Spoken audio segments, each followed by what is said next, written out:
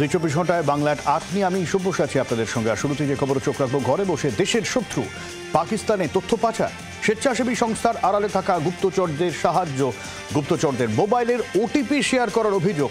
6 মাস ধরে ফেসবুকে আলাপ হয় গুপ্তচরদের সঙ্গে। পাকিস্তানে ভারতের নম্বরের হোয়াটসঅ্যাপ সক্রিয় করতে সাহায্য। বর্ধমানের মেমারি থেকে 2 জনকে গ্রেফতার বেঙ্গল এসটিএফ এর। মুকেশ রজক এবং রাকেশ কুমার গুপ্তকে গ্রেফতার করেছে এসটিএফ। বারবার পুলিশে বাধা দেওয়ার অভিযোগে হাইকোর্টে সুকান্ত মজুমদার। সমস্যার সমাধান করুন মন্তব্য বিচারপতির। 10 বছর আগেও এই ধরনের মামলা ছিল না। আদালতের ওপর অযথা চাপ বাড়ছে। কোথাও যেতে হলে অনুমতি চান না কেন? সওয়াল রাজ্যের আইনজীবী কিশোর দত্তের। কেন্দ্রীয় মন্ত্রীর কি আইনের ঊর্ধ্বে? এমনটাই সওয়াল রাজ্যের হলফনামা তলব আদালতের। 24শে জুলাই শুনানি। বোলপুর থানার আইসিকে কুরুচিকর গালিগালাজ। জাতীয় মানবাধিকার কমিশনের নির্দেশ চ্যালেঞ্জ। আদালতের বীরভূমের এসপি। মানবাধিকার কমিশনের তরফে সাড়া দিতে নারাজ এসপি। 14ই জুলাই এসপিকে হাজিরার জন্য বলেছিল কমিশন। কমিশনের নির্দেশ বাতিলের আবেদনে মামলা করা হয়। কাল শুনানির আশ্বাস বিচারপতি তীর্থঙ্কর ঘোষ। বাংলা ফের এনআরসি আতঙ্ক সরব মুখ্যমন্ত্রী। অসম থেকে নোটিশ পেলেন কোচবিহারের বাসিন্দা। আতঙ্কে দিনহাটার বাসিন্দা উত্তম কুমার ব্রজবাস। কেন এনআরসি নোটিশ ধরালো অসম প্রশাসন? অনুপ্রবেশকারী সন্দেহে হয়রানি করা হচ্ছে। পূর্ব পরিকল্পিত নোংরা চক্রান্ত চলছে তো মুখ্যমন্ত্রীর। বাংলার মানুষের পরিচয় মুছে ফেলার অপচেষ্টা বিজেপির। সাংবিধানিক কাঠামোকে ধ্বংস করার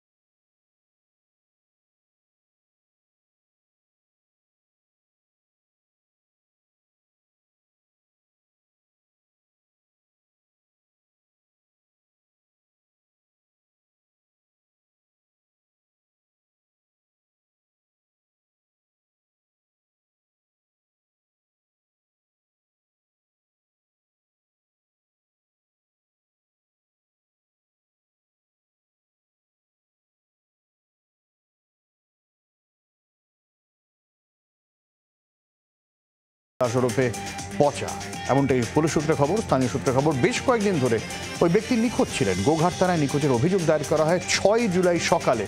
মৃতদেহ উদ্ধারের পরেই ঘটনা তদন্ত শুরু করে গোঘাট থানার পুলিশ। বাংলার আওয়াজ, বাঙালির আবেগ, জি 24 ঘন্টা।